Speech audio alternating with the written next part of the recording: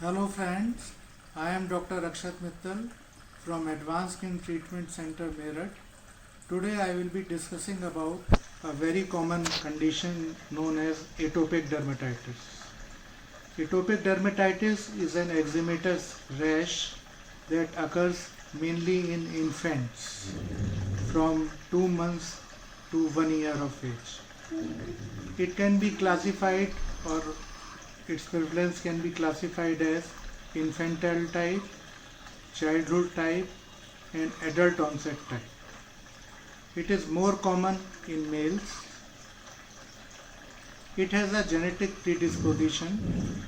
If the single parent is affected, then the chances of offsprings getting affected are 60%. And if both the parents are affected, then the chances increase to 80%. So what is the cause? The basic cause of atopic dermatitis is dry skin, यानी त्वचा का खुश्क होना. इसकी वजह है increase trans epidermal water loss. जो epidermis होती है हमारे स्किन की अपर लेयर होती है, तो उससे वाटर लॉस इतना बढ़ जाता है कि इससे खुश्की, खुजली और एक्जिमा का एक विशियस साइकिल शुरू हो जाता है. This is due to decrease ceramide levels, decrease filaggrin and decrease natural moisturising factors. Eliciting factors include inhalants, for example, dust mite and dander, house dust mite. Microbial agents include Staph aureus, which acts as a superantigen, and foods. Infants and children have flares with egg, milk, wheat, soybean, fish, etc. Other exacerbating factors are season, emotional stress, and clothing. Atopic dermatitis becomes worse in winter क्योंकि त्वचा ज़्यादा खुश्क हो जाती है. इस वजह से खुश्की बढ़ने की वजह से विंटर्स में एटोपिक डर्मेटाइटिस फ्लेयर करती है और समर्स में ये इम्प्रूव करती है. Now clothing, it is aggravated by woolen clothes. तो डायरेक्ट हमें वुलन क्लोथिंग नहीं पहनानी चाहिए, वुलन ब्लैंकेट्स नहीं पहनाने चाहिए. उससे पहले हमें वुलन क्लोथिंग से पहले, जैसे सर्दियों में, कॉटन का कपड़ा पहनाना चाहिए क्योंकि wool acts as a irritant. Similarly in adult onset AD, patients feel burst of itching after taking off their clothes. Similarly, you should avoid having pets because pet dander and carpets may also lead to flares of atopic dermatitis. And ideally, patients of atopic dermatitis, their houses should be vacuum cleaned. Last but not the least is the emotional stress. The burden and distress of the disease itself leads to emotional stress, which in turn increases the flares and severity of atopic dermatitis. Now coming to clinical manifestations, the skin symptoms. Patients have, the basic problem is that the patients have dry skin, and pruritus is the hallmark of atopic dermatitis. And there is a itch stress cycle.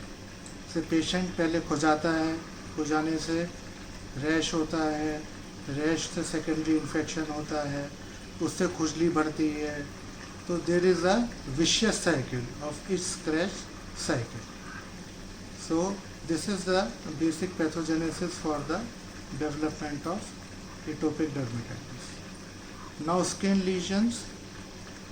In acute conditions, first वहाँ पहले छोटे छोटे लाल लाल दाने होते हैं, ये दाने फिर धीरे धीरे बड़े हो जाते हैं, प्लाक्स हो जाते हैं, पैचेस हो जाते हैं।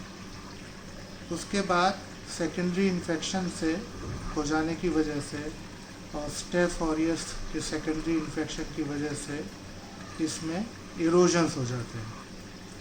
और इरोजन्स ये पंक्टेट होते हैं, लीनियर होते हैं, फॉलिकुलर होते हैं।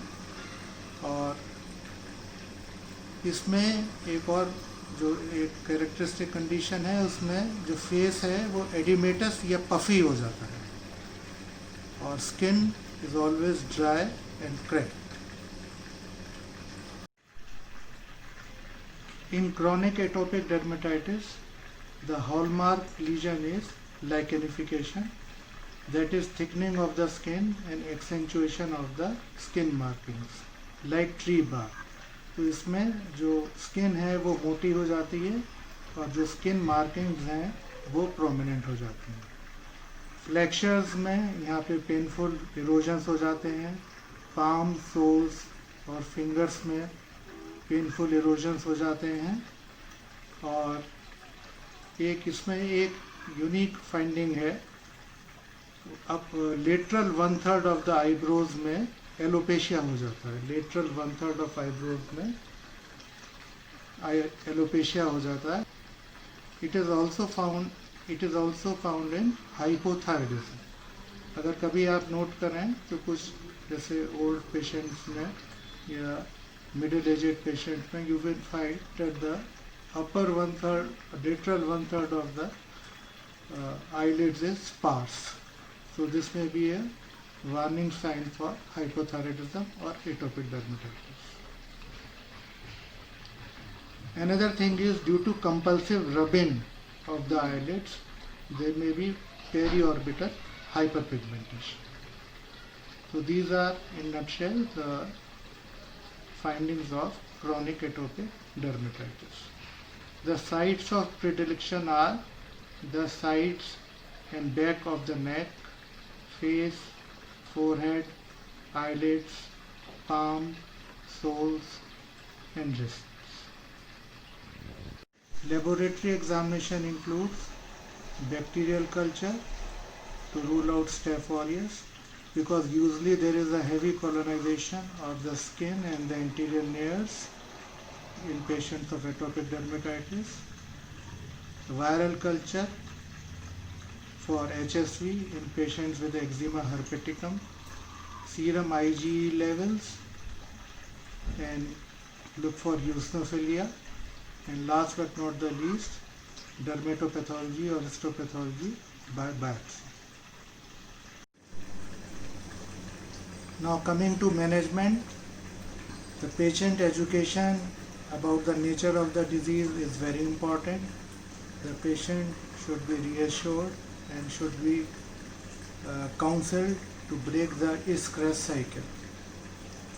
He can use, अगर ठंडा मौसम है तो वो गर्म पानी से सिकाई कर सकता है, अगर गर्म मौसम है तो ठंडे पानी से सिकाई कर सकता है, 1 to 100 तक काउंट कर सकता है, but he has to break the stress cycle, that is of most important.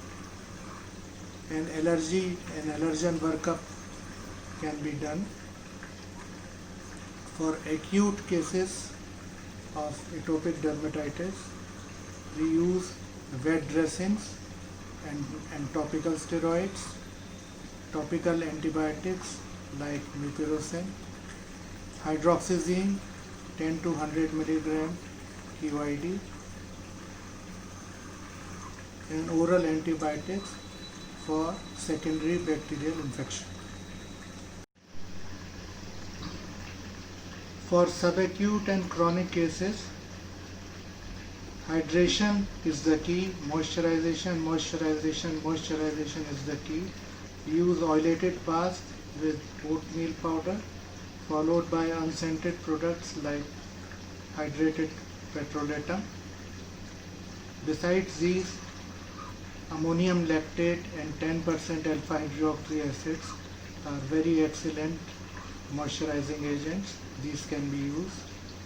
Then for acute flares, we use topical steroids but they have to be used with caution because they can lead to skin atrophy and adrenal pituitary axis suppression.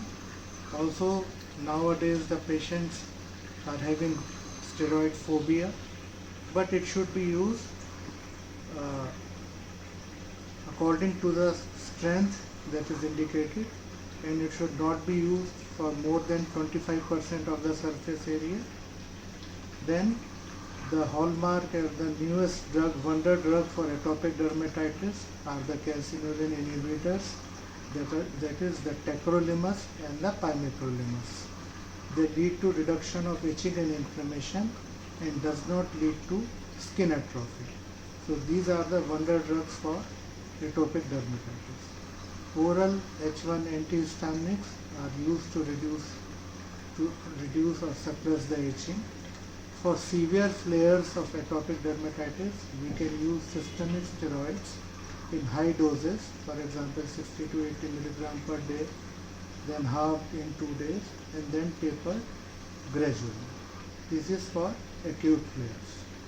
Then UVB plus UVA therapy can be given thrice a week with accentuation of the doses at every visit.